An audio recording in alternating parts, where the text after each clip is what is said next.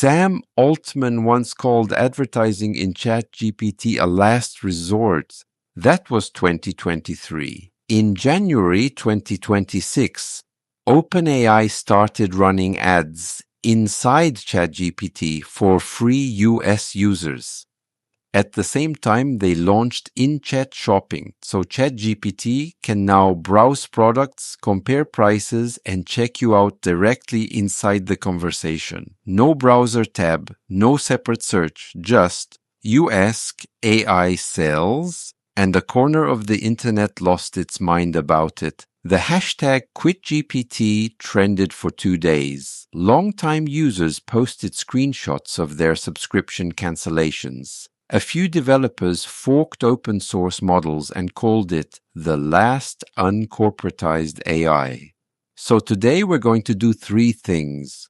Look at exactly what OpenAI launched, figure out whether the outrage is actually justified, and tell you what your real alternatives are, because there are good ones. Let's start with what's real, because there's been a lot of exaggeration on both sides. OpenAI confirmed in January 2026 that it's testing ads in ChatGPT for free-tier users in the US. These are text-based, contextually placed, meaning they show up when your question is relevant to a product or service. Think. You ask, what's the best noise-canceling headphone under $200? And somewhere in the response there's a labeled sponsored result. This is not pop-ups, it's not banner ads, it's not interrupting you mid-sentence. It's closer to what Google does in search, except it's inside the conversational response. Separately, and this is the bigger deal commercially, OpenAI launched what they're calling Instant Checkout, built on a partnership with Stripe and integrated with over 1 million Etsy sellers and 1 million Shopify merchants. Brands already in include Glossier, Skims, and Spanx. The mechanic: you ask ChatGPT to find you something, a gift, a product, a specific item. It surfaces results, compares them, and if you want to buy, you can complete the purchase inside the chat. No redirect, no new tab. Checkout happens through a stored payment method, directly in the conversation. This is called agentic commerce, and it's live right now. Paid Pro users, $20 a month and above. Currently see no ads. The shopping feature is available to everyone. Free users see ads, paid users don't. That's the deal as of today. Now let's talk about why people are actually angry. Because the reaction wasn't just tech Twitter doing its thing. It was more specific than that and worth taking seriously. In 2023, Sam Altman said explicitly that advertising was something OpenAI would consider only as a last resort.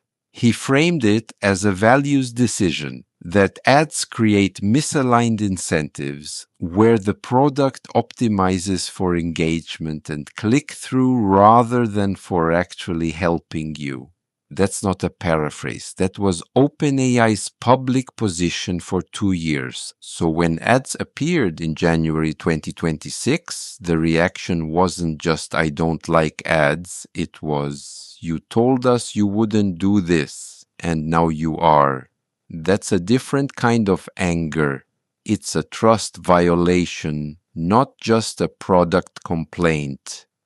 The second issue is structural, and it's more interesting. With Google, you know the ads are ads. They're in a box, labeled, separate from the search results. The content and the commercial content are visually distinct. With a conversational AI, that line is blurrier. If ChatGPT recommends a product inside a paragraph, do you notice the sponsored label? Do you stop and think, is this recommendation genuine, or did someone pay for placement? Research on native advertising consistently shows that most people don't.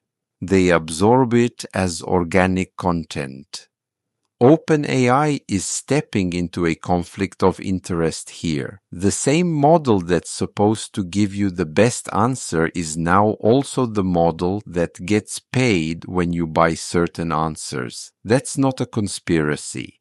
It's just a structural tension that's genuinely hard to navigate cleanly. And the in-chat shopping bothers a different group of people. The concern isn't that it's evil, it's that it's so frictionless. Removing the "I need to open a browser tab" step also removes a moment of consideration. You asked a question and ended up buying something before you even really decided you wanted it. Impulse purchasing is not new, but an AI that you trust, that's optimized to help you, recommending and then immediately selling, that's a new kind of commercial pressure we haven't fully thought through yet.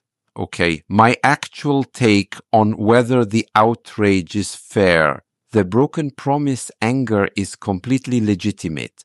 OpenAI walked back a public commitment. If you made decisions based on that, chose ChatGPT over alternatives partly because it seemed less commercially compromised, you have a right to be annoyed.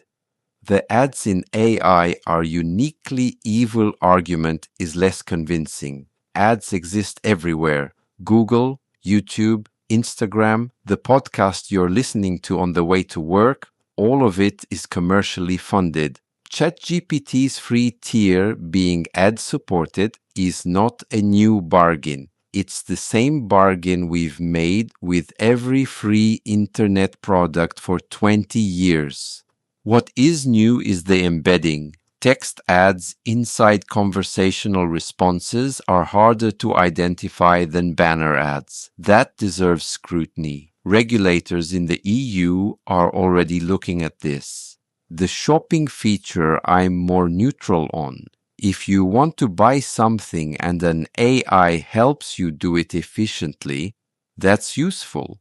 The question is whether it starts to shape what you want, not just help you get what you already want.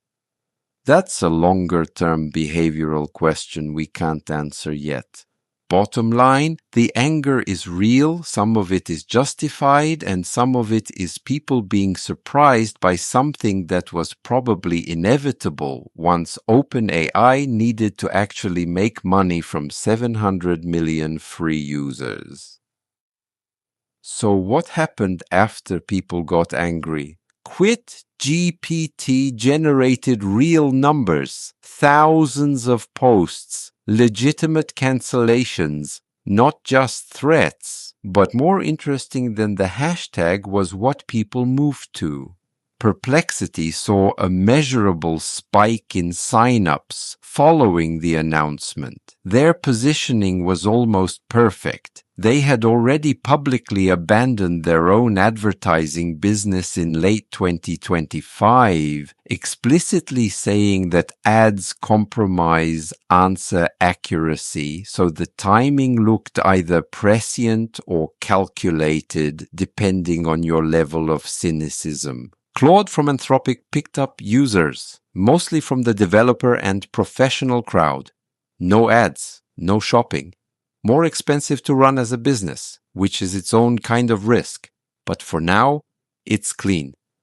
Open source alternatives, local models like Ollama running Mistral or Llama, got a burst of attention. The pitch?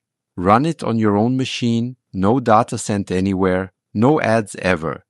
The reality check? It's still a meaningful technical lift. And the quality gap with frontier models is real. So some people left, most didn't. That's usually how these things go.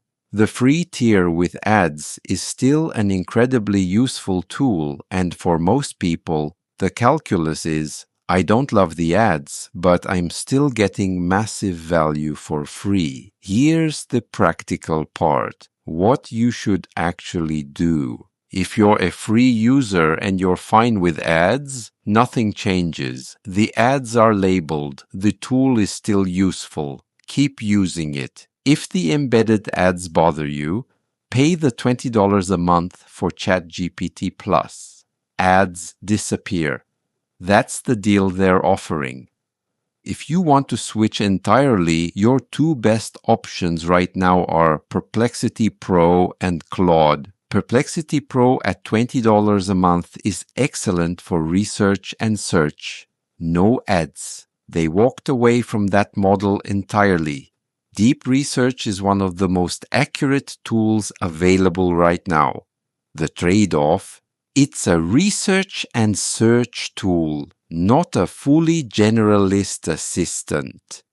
Claude Pro at $20 a month is the strongest generalist alternative. Best for writing, analysis, and complex reasoning. No ads, no shopping integrations. The trade-off: no native search features, which may or may not matter to you. If you want to go fully local, Ollama is the easiest path. Download it, pull a model, run it on your machine. Real privacy. Nothing leaves your computer, but the quality ceiling is lower and setup takes about an hour. My recommendation, if you're on ChatGPT free and you use it seriously, the $20 upgrade to Plus makes the ads go away and gets you significantly better features. If you're ideologically opposed to OpenAI's direction, Perplexity is the cleanest alternative right now. Links for both are in the description.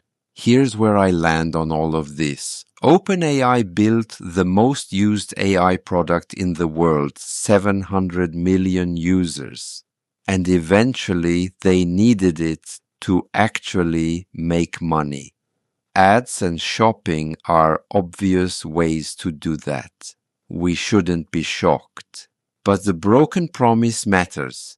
And the structural question of whether an AI that earns money when you buy things can still give you unbiased advice, that's a real question that doesn't have a clean answer yet. Watch how this develops. Watch what regulators do. And watch whether the answer quality on the free tier stays the same or quietly starts to drift toward whatever OpenAI's commercial partners want you to see. That's worth paying attention to. If this was useful, subscribe. I cover this every week without the hype. Drop your take in the comments. Are you staying on ChatGPT, leaving, or somewhere in between? I genuinely want to know.